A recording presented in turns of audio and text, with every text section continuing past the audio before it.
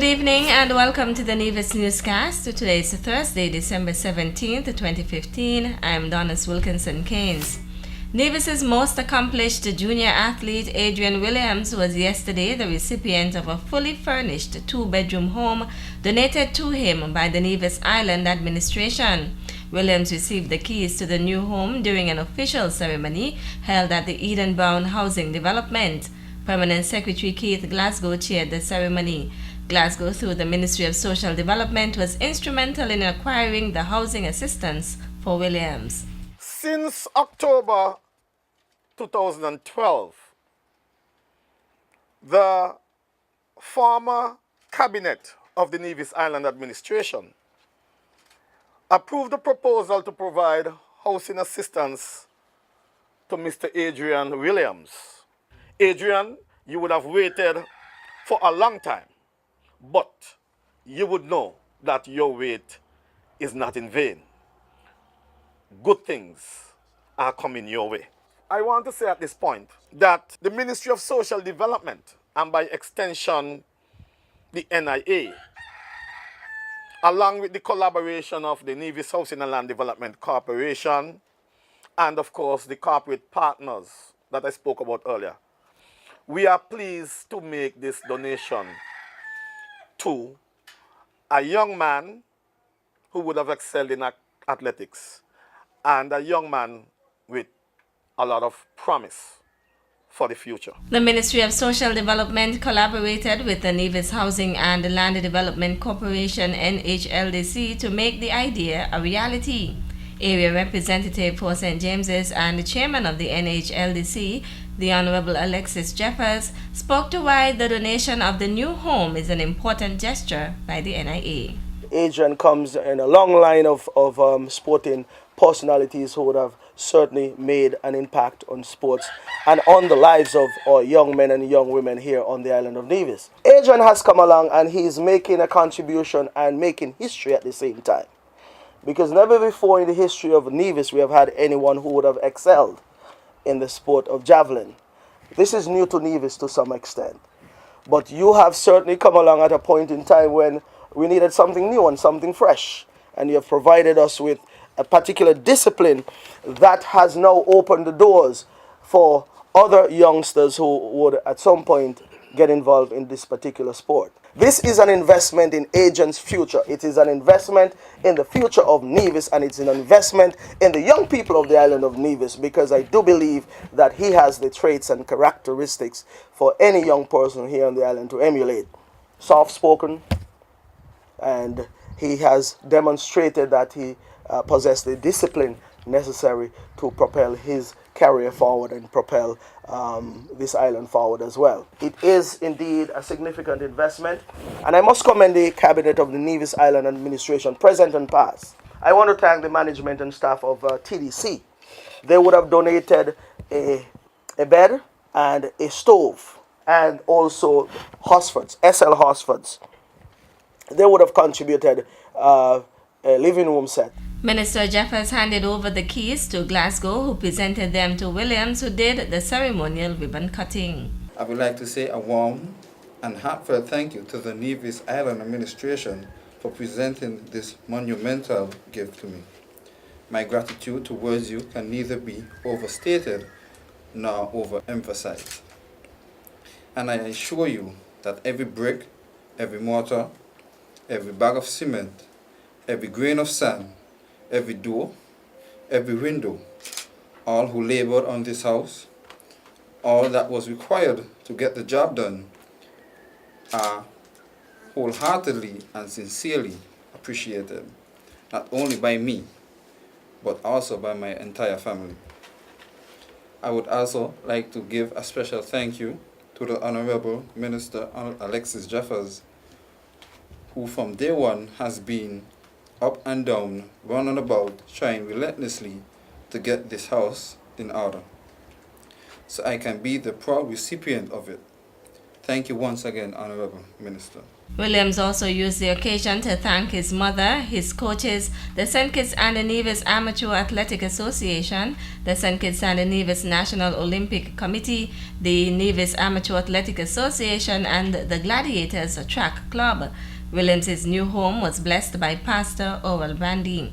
Yesterday's ceremony was held under the theme, Working Together to Improve the Lives of Our Young People. In related news, the Premier of Nevis, the Honorable Vance Amory, says the Nevis Housing and Land Development Corporation NHLDC continues to be guided by its mission of providing service of the highest quality in the development, alienation, and sale of lands and the construction of affordable homes for the people of Nevis.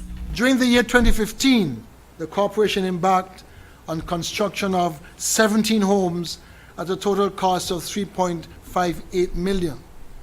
Of this number, 12 have been fully completed at a cost of $2.48 million, and 5 under construction at $1.1 million. These homes are situated in Maddens, Low Ground Estate, New River, Cohoon, Nisbet's Estate, and Bath. Mr. President, one may say that the number is small, but we are responding to the demand, and we do not feel that the corporation should build houses and stockpile.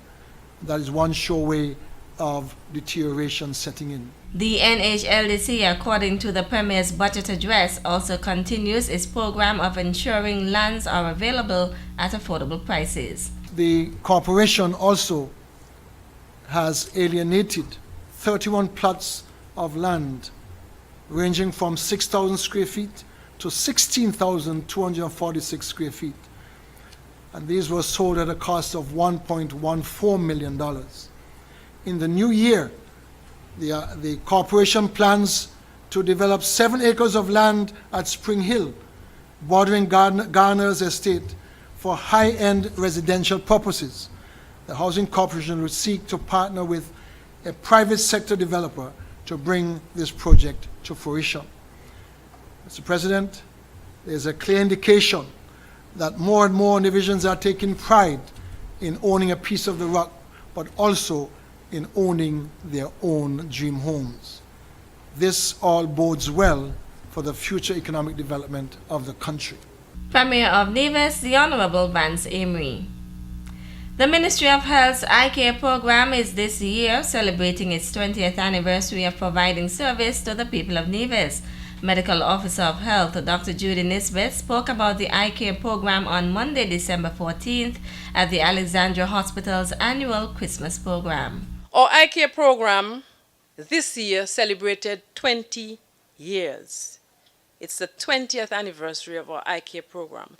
Dr. Bresnik and his team came for 12 years, and Dr. Hubie and his team this year completed 8 years. The sight of many Nevisians and residents have been saved by this very important program. I wish to thank the many doctors and, of course, our local staff for their tremendous work in this program. Meanwhile, Dr. Nisbet also outlined plans for the dental health unit in 2016. Our oral health program is ongoing and provides services for all age groups, with our main aim in the upcoming year to implement new programs for the diabetics and antenatals, recognizing that oral health in these two groups are of paramount importance. We anxiously await the results of the decayed, missed, and filled teeth survey that was done earlier this year on our primary school children. The results of this survey will guide further intervention for our children. She also applauded the Department of Public Health for its performance for the year 2015. I want, therefore, to take this opportunity to applaud and publicly thank the staff of the Department of Public Health that, despite limitations, have been able to successfully deliver the public health programs during 2015.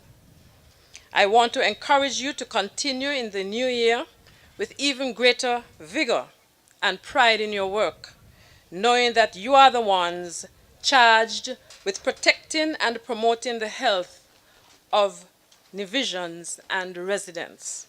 According to Dr. Nisbet, the occupancy rate at the Alexandra Hospital is at 35%. She therefore commended the Department of Public Health for doing its job of preventing illnesses. Still to come, The second Blues Festival will run April 14th to 16, 2016. the details after this break. Hey, you know it's your groovy so come on king, your boy Speedy, and I'm here with the Inland Revenue Department, and I love my side dish. And guess what? I also love Nevis too. And as a responsible taxpayer, your tax dollars help to build our nation. So I'm here to tell you, pay your taxes on time and be a responsible citizen. And don't get me wrong, it's a serious song. I pay my taxes. Boom!